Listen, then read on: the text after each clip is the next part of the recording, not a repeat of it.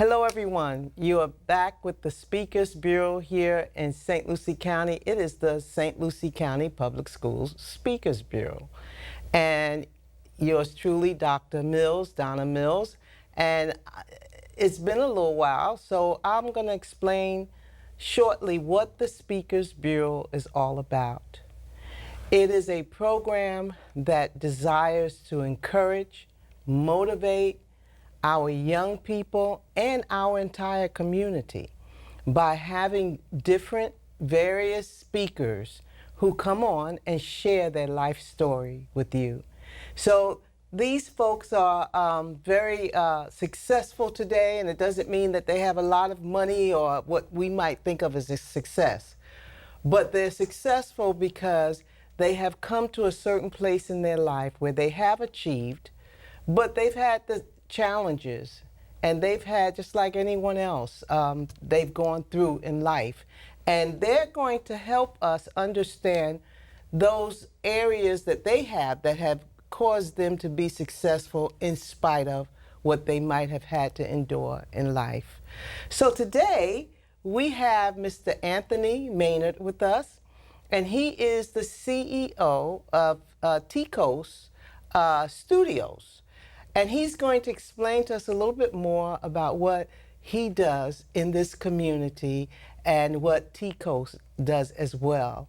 So welcome, Mr. Antony Maynard. We are so glad to have you on the program today with us. And, thank you for taking out the time, even. Well, thank you for having me. Because I know how busy you are within the community.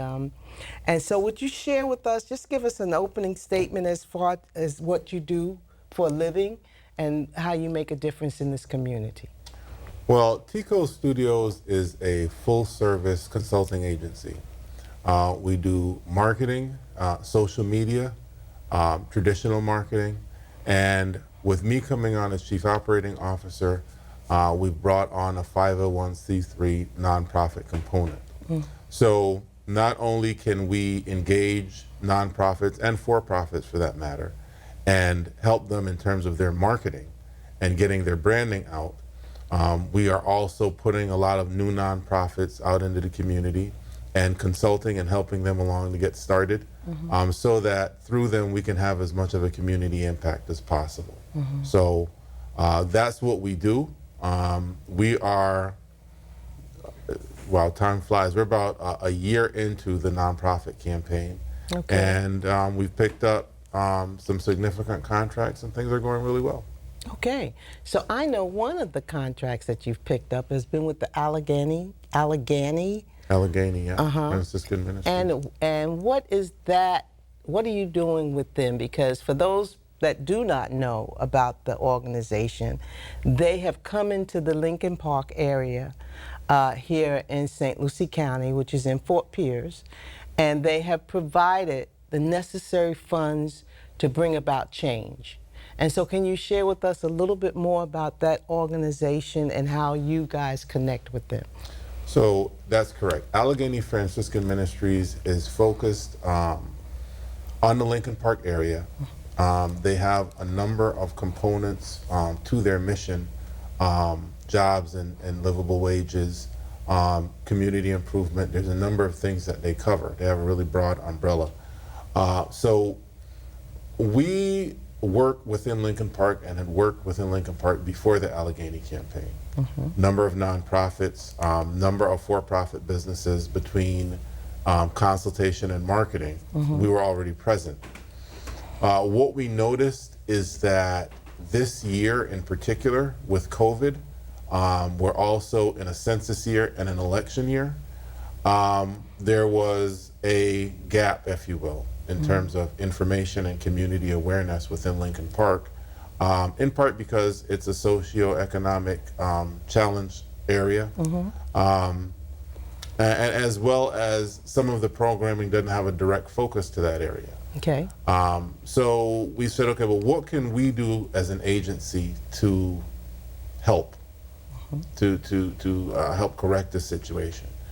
And we put together a campaign that has a number of components to it and submitted a proposal to Allegheny and we were able to get it approved. So what are you guys actually doing? I know you mentioned census.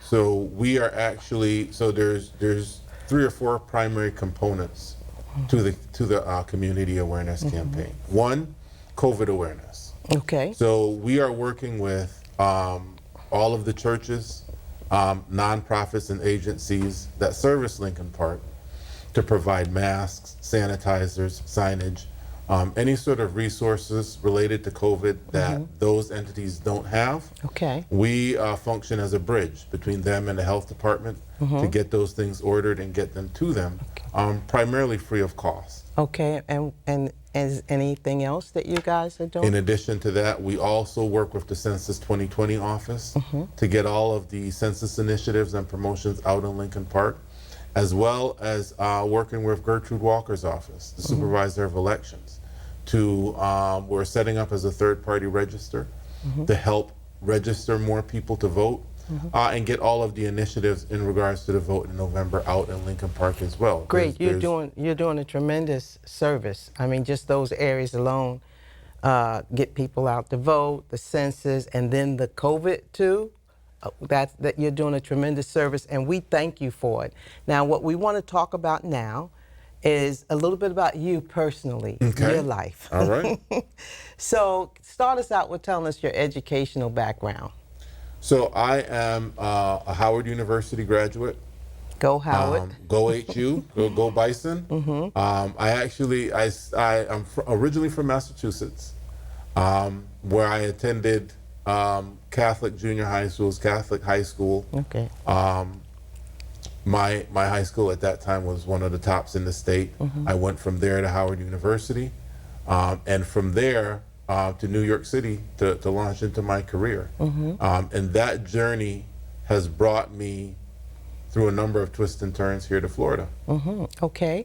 So now you mentioned Massachusetts is where you grew up, but I happen to know that you are from another, one of the islands. Correct. So when did you move here? So I'm from Barbados originally. I moved here when I was 6 years old. Do you remember before 6? I do, Okay. absolutely. Okay.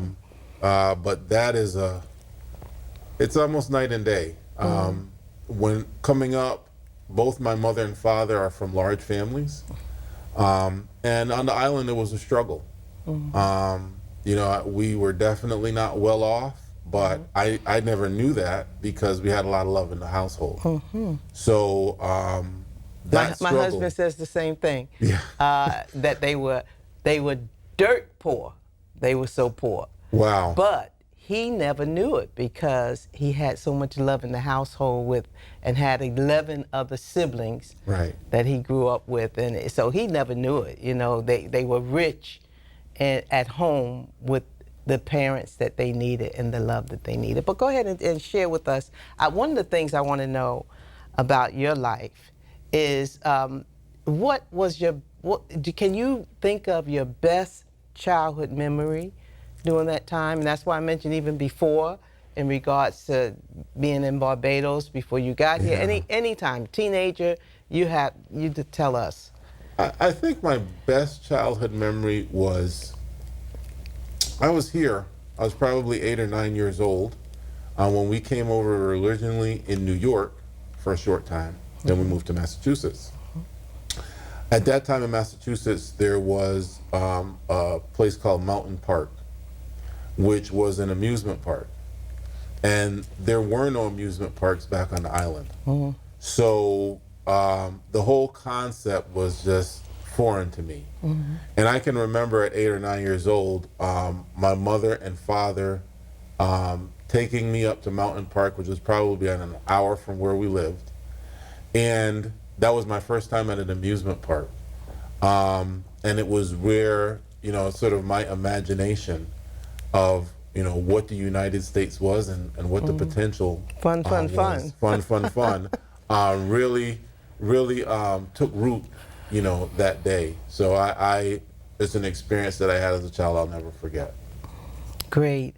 Do you remember the moment that you felt the most proud of in life? The moment that I would say I was most proud of in life, walking across the stage at Howard University Okay. was my finest hour, in the sense that I won't say that it was an easy journey through college starting off. I definitely had to fight to come to the realization, hey, this isn't high school. These professors are looking at you like an adult, and they're treating you that way. Nobody's going to, tap you on the shoulder and say, hey, did you have that homework assignment? Hey, I'll give you another couple days. Like, you have to be on top of your schedule. And, so the process of maturing through that, and graduating, with a GPA that's above 3.0, I received a Rising Star Medal from the division that I was graduating from. And so to walk the stage at Howard was a tremendous accomplishment for me, and one of the top memories in terms of accomplishment that I have in life. Now, you have the most wonderful family that I know, and just for full exposure, you are my son-in-law, and so of course the most wonderful family that I know is my own. So I know that you met your wife at Howard. Correct. And so it was a pretty long journey, because both of you graduated the same year. And then she went on to law school at Yale Law School. And you were so patient to wait on her to graduate, and then you guys got married. So you want to talk a little bit about that, and how many children you have and that? So, and I, at the time, it didn't seem unusual to meet someone in college and, step out after graduating and then start a family and so forth. In hindsight, not a lot of people are able to do that. That is the script, if you will, but not too many people can follow that. So I'm thankful that our lives have worked out in that way, and we were able to manage it like that. At this point now, I have 3 boys. And, my wife does a fantastic job in raising and guiding those boys along with me. So the household that we have is, in our minds, traditional. A mother and father, some kids, and a dog. But when you look around at society now, that isn't as common anymore. So the life that we have and being able to be the parents that we are to our children, that's another thing that I'm extremely proud of. Okay, what teacher in school made the most impact on you, and why?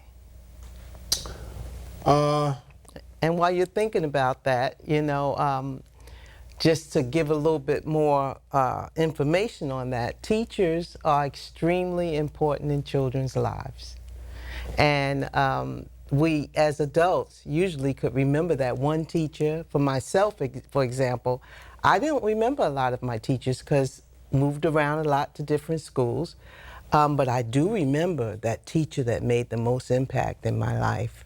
And there was a couple of them, that those folks, I could still see them, their face, their features, and they just, and that's what teachers do for our kids. So did you get time to think about that important teacher? I know exactly the person that I'm going to describe or speak on, but I'll offer a bridge almost to that question, in the sense that the person that comes to mind for me in terms of teaching me is actually a coach that I had in high school. Now, he also taught at the high school, but I wasn't in his class. He was my coach, and that's coming in as a freshman, and Coach Joe Federico. And I'll never forget him, because at that time, where I was going to school in Massachusetts, going into high school, I heard a lot about race, right? And there was these concepts, these stereotypes regarding African Americans and Italians and so forth. So Coach Federico was the first Italian male that I ever had direct contact with. And to walk on the field and that's the coach, and he had been a firefighter. He was an old, kind of rough kind of guy. So I'm walking in with my stereotypes. At the school, I'm one of the few African American students, so I'm sure he had his as well. But what I learned from that, this is a person that was just good to me. Really took me under his wing, and what he taught me wasn't just about school and football. He taught me a lot about life and interacting with people. And some of the same lessons that he sort of piggybacked that my father taught me. And these are some of the things that he has said, I say to my own boys that I've taken, through life. So a person who really impacted me a lot, as a teaching through his coaching role, was Joe Federico. And I'm glad that I had a chance to say that, because I never had a chance to thank him, for what he did for me. Wow. Okay, that was wonderful to hear that. On a little lighter note, how do you spend your free time? You're very busy, you're out there in the community, you've got a family, and yet you are able to reach out to others. But how do you spend your free time? Because we all need that downtime in life.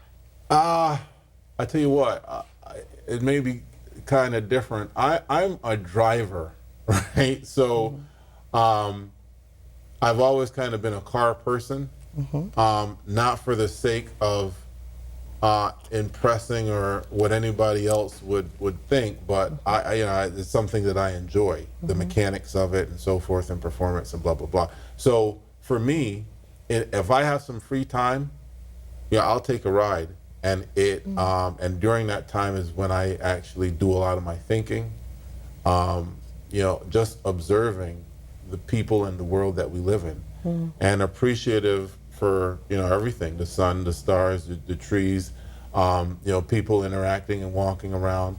I take in a lot from that, and it really helps to guide. It's a compass for me. I think God, as it were, me and him have a lot of conversation, a lot of exchange comes along those drives. So I do that in my spare time, going to places that I haven't seen, take my boys with me, things of that nature.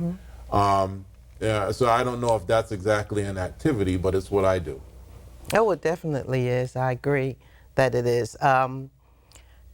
What's your favorite music? What type of music do you listen to? Wow. I have a lot of music that I enjoy. Here lately, I'm a neo-soul R&B kind of guy. I'm really, after graduating, I really got heavily involved in spoken word poetry. Okay. And that's really surrounded by the whole neo-soul genre. So, I listen to a lot of that. It's R&B like, but it doesn't have some of the more, aggressive components. I listen to some rap music and some gospel too.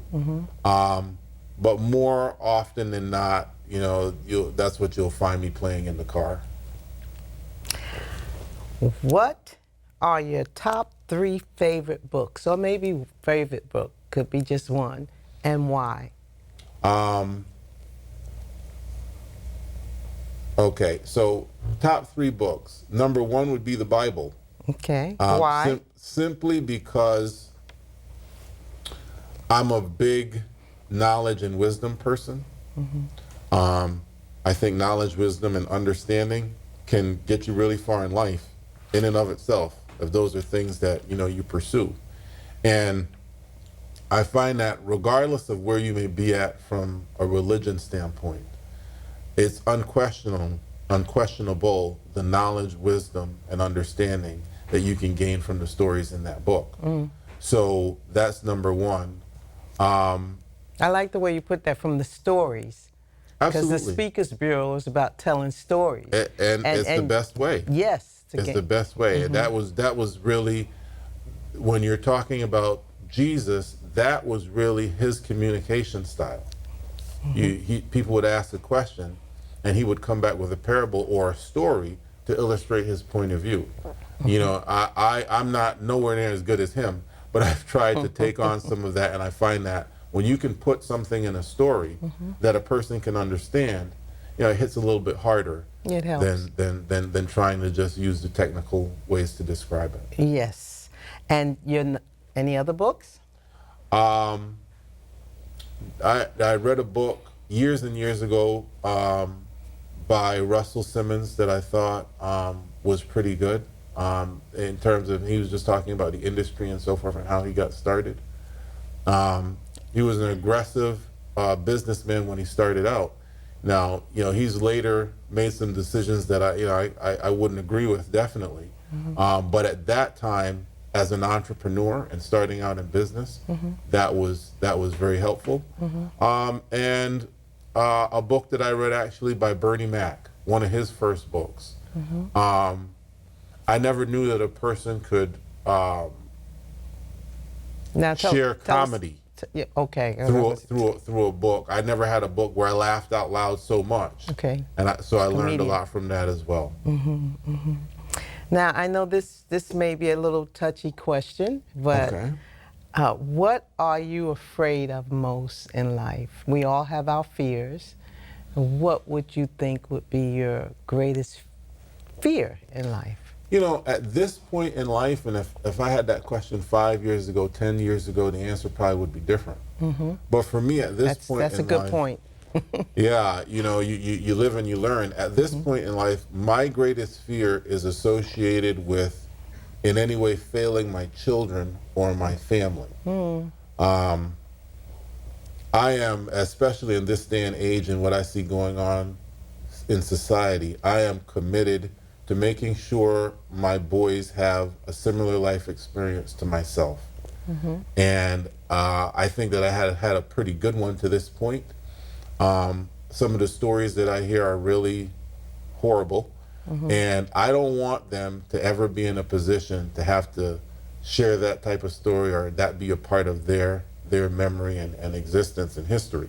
So for me, I really don't want to ever be in a place to fail or to let my kids down, you know, let my wife down, let my family down. What a great answer. That's, you know, Yeah. so that's my number one fear now. Now, as I get older and the boys get out of the house and they're on their own, and I know they can stand on their own too, you know, health is a close second, and, you know, especially with the COVID reality that we're living in. But that's the number one for me as I'm sitting here today. Okay, let's switch gears for a moment. If you were president of the United States, what is the first thing you would do? If I were president of the United States, wow, that's a great What question. is the first thing that you would do? Yeah, I think that the first thing that I would do is shave some of our military and nuclear spending, and reallocate that funds towards programming that, if it were possible, required people to have exposure and detailed exposure to races and cultures outside of themselves. I think the biggest problem that we have in America isn't so much that we're vastly different. The biggest problem that we have is lack of exposure to the actual life that people are living. We have conceptually, you know, we think that, oh, well, over there they live this way, and over that way they live this way. You don't know that. You know, that's what you're thinking based on stereotypes and stuff you've seen on TV and so forth. But to actually be in that person's home, to actually understand, you know, what they're going through with their kids. And it could look like everything's perfect on the outside, and it's a Absolutely. wonderful home, and so forth, and it could be literally in that home. In the worst way. But that sort of exposure, I think, when people leave that, I'm not saying that they would be completely changed, but their thought process would have to be like, you know what, man, I got some of those same problems, and I never knew that, you know, we had those sorts of things actually in common. Now, if you could witness any event in the past, present, or future, what would that event be? If you could witness it for yourself. And we're almost in our closing time, but please answer that question for us. Wow. I guess if there's any event that I would want to go back, or actually I would say in the future, I'd like to see or witness the birth of my first grandchild. It's not necessarily a given for all of us now that we will reach that. It's almost an assumption. But to be sure, I got 3 strapping boys, and I think at least one of them is gonna, you know, continue on the family, and I would like to be there to witness that.